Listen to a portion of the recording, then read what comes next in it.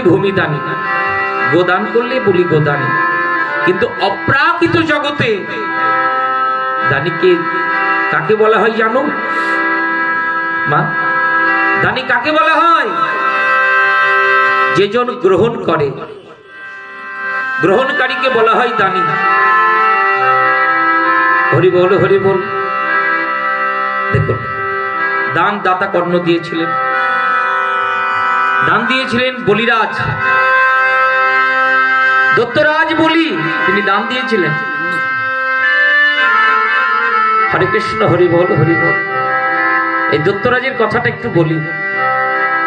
দত্তরাজ বলি যখন স্বর্গ মত্ত পাতাল ত্রিজগতে যখন জয় করে নিলেন,